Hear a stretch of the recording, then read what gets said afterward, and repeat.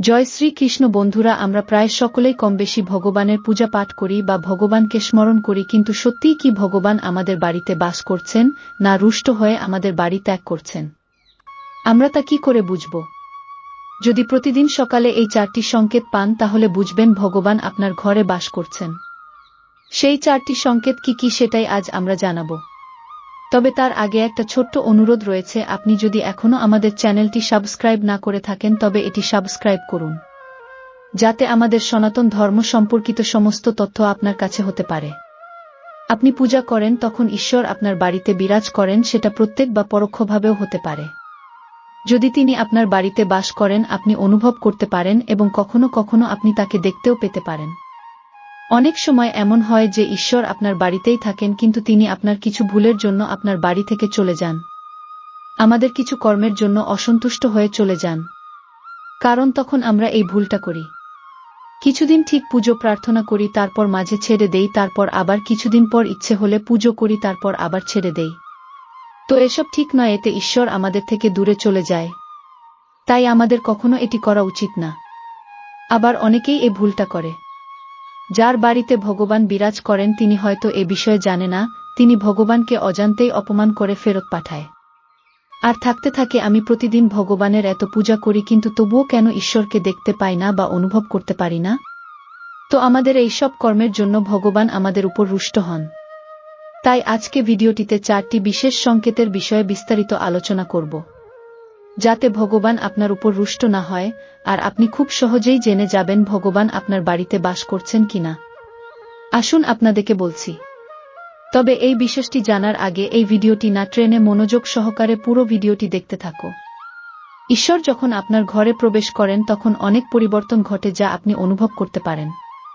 উদাহরণস্বরূপ ধরুন, যদি আগে আপনি 15,000 টাকা উপার্জন করতেন, আপনার বেতন এতটা ছিল কিন্তু তবুও আপনাকে ঋণের বোঝা বইতে হচ্ছে।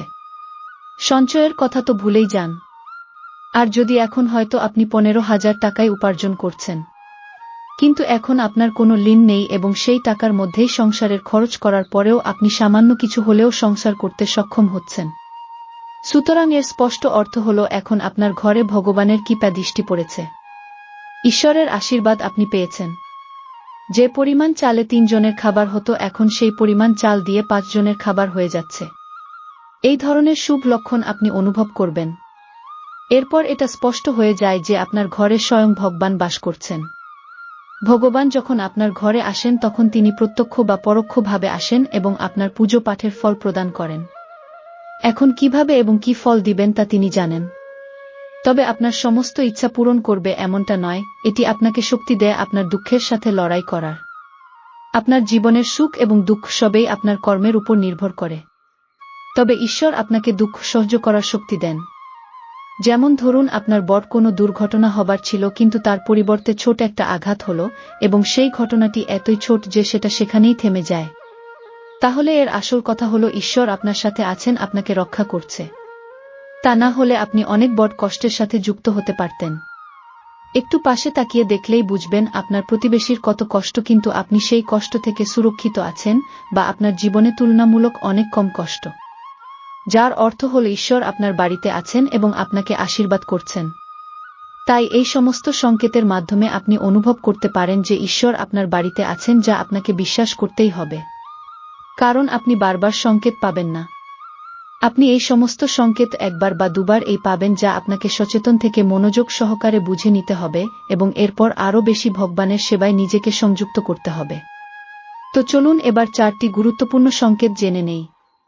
প্রথম সংকেত, রাত্রে ঘুমানোর পর প্রায় প্রতিদিন এই ভোরবেলা ব্রহ্মমুহূর্তে ঘুম ভাঙ্গা বা ভোরবেলায় এমন স্বপ্ন দেখা তাতে আপনি দেখতে পারেন আপনি কোনো মন্দিরে পূজা করছেন। তো ব্রহ্মমুহূর্তেই স্বপ্ন দেখা মানেই ভগবান আপনার ঘরে আছেন। দ্বিতীয় লক্ষণ হল, যদি আপনি ব্রহ্মমুহূর্তে শঙ্খের শব্দ বা মন্ত্র উচ্চারণের কণ্ঠস্বর বা ঘণ্টার শব্দ শুনতে পান বা কেউ আপনাকে জয় শ্রীকৃষ্ণ বলছে, যদি আপনি এমন সংকেত পান তাহলে নিশ্চিত বুঝবেন পরম পিতা শ্রী হরি আপনার ঘরে এসেছেন। তৃতীয় সংকেত, সবচেয়ে গুরুত্বপূর্ণ সংকেত, এই সংকেতটি হল যে আপনি যখন সকালে স্নান সেরে রেডি হন তখন আপনি একটা অন্যরকম সুগন্ধ পান। এটা একটা অদ্ভুত সুগন্ধ যার গন্ধ আপনার বাড়ির অন্য কেউ পায় না, শুধু আপনি অনুভব করেন। এটা না কোনো ধূপকাঠির গন্ধ না অন্য কিছুর। মনে হবে যেন এই সুগন্ধ আপনার ঠাকুর ঘর থেকে আছে, আর এই সুগন্ধ ঠাকুর ঘরের যেখানে প্রভু বিরাজ করছেন সেখান থেকেই আসছে। আপনি আপনার বাড়ির মন্দিরের যত কাছেই যাবেন তত সুগন্ধ তীব্র পাবেন। এই সুগন্ধটি দেবদেবীর, যার ফলে আপনি বুঝতে পারবেন যে ঈশ্বর আপনার বাড়িতে এসেছেন। আর যেসব বাড়ির অশুভ শক্তি আছে তারা ঘরে প্রবেশ করলেই আপনার বাড়ির ভিতরে দুর্গন্ধ আসতে শুরু করে, কিন্তু যখন ঈশ্বর বাস করেন এবং শুভ শক্তি প্রবেশ করে তখন আপনার বাড়ির ভিতরে সুগন্ধ আসতে শুরু করে। সুগন্ধিটি খুব ভালো এবং মিষ্টি হয়, যা আপনার মনকে সম্পূর্ণরূপে মোহিত করে দেয়া। চতুর্থ সংকেত হল সব থেকে বড় সংকেত। আপনি যখন মন্দিরে যাচ্ছেন, যদি একই সময়ে একটি জীব যেমন কুকুর, বিড়াল বা কোনো ব্যক্তি বা ভিক্ষুক আপনার দরজায় আসেন এবং সপ্তাহে ৩-৪ বার আপনার সাথে এটি ঘটছে, যদি তিনি আপনার সময় আছে তাহলে তার মানে ভগবান আপনার বাড়ির কড়া নাড়াচ্ছেন, তিনি আপনার বাড়িতে সেবা চাইছেন। কারণ একটি গরু, সে আবার মায়ের কুকুরকেও ভৈরব বাবার প্রতীক মনে করা হয়, বা ভিক্ষুক তাকেও ভগবানের রূপ ধরা হয়। তাই তাদেরকে কোনো দিনও অপমান করবেন না, বা কখনোই তাদের দেখে পালিয়ে যাওয়া উচিত হবে না, বরং তাদেরকে সন্তুষ্ট করা উচিত। অর্থাৎ তাদের খাওয়ানো উচিত, তাদের সম্মান করা। টাকা বা অন্য কিছু দান করা সে তো ভালো কথা, কিন্তু সবচেয়ে বড় দান হলো অন্ন ও জল। আমাদের দরজায় যে কেউ আসুক না কেন তাকে সন্তুষ্ট করে বিদায় করা উচিত। তাদের খাবার এবং জল দেওয়া বড় পুণ্যর কাজ। এই জীবদের বাবা ভিক্ষুকদের আপনাদের সাধ্যমতো সর্বদা সন্তুষ্ট করতে হবে, তাদের খাওয়ানো উচিত। মনে রাখবেন যে আপনি যখন বাইরের কোনো গরুকে খাওয়ান, হতে পারে তারা সংখ্যায় অনেক বেশি আছে, কিন্তু আপনি আপনার সাধ্যমতো বিতরণ করুন, এটা খুবই পুণ্যর কাজ। কিন্তু যদি একটি গরু আপনার দরজা আসে এবং আপনি তাকে আপনার বাড়ি থেকে খাওয়ান এবং সন্তুষ্ট করে পাঠান, তবে এটি বাইরের অনেকগুলি গরুকে খাওয়ানোর চেয়েও বেশি পুণ্যের কাজ। যেহেতু আপনি একটি গরুকে সম্পূর্ণভাবে সন্তুষ্ট করেছেন, সেই একটি গরুকে সন্তুষ্ট করা অত্যন্ত গুরুত্বপূর্ণ, তাই আপনার দরজায় কাউকে পূর্ণরূপে সন্তুষ্ট করা একটি অত্যন্ত পুণ্যের কাজ। কারণ সেই সন্তুষ্ট জীব আপনাকে মনের ভিতর থেকে প্রকৃত আশীর্বাদ দান করে এবং তার আশীর্বাদ খুবই কার্যকর। তাই আপনাকে শুধু এই 4টি লক্ষণের প্রতি মনোযোগ দিতে হবে এবং পবিত্র মনে পুজো করতে হবে, যাতে ভগবান সব সময় আপনার বাড়িতে আপনার সাথে থাকে। বন্ধুরা, এতক্ষণ ভিডিওটি দেখার জন্য আপনাকে অসংখ্য ধন্যবাদ।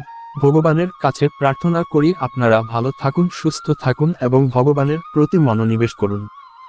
আশা করি ভিডিওটি আপনাদের সবার ভালো লেগেছে। যদি আপনাদের ভালো লেগে থাকে তাহলে লাইক করুন এবং আপনার বন্ধুদের সাথে শেয়ার করুন। আপনি যদি ভগবান শ্রীকৃষ্ণের প্রকৃত ভক্ত হয়ে থাকেন তাহলে অনুগ্রহ করে কমেন্ট সেকশনে জয় শ্রীকৃষ্ণ লিখে অবশ্যই কমেন্ট করুন। বন্ধুরা, আরও এই ধরনের জ্ঞানবর্ধক ধার্মিক বিষয়ে জানার জন্য চ্যানেলটি সাবস্ক্রাইবও করুন।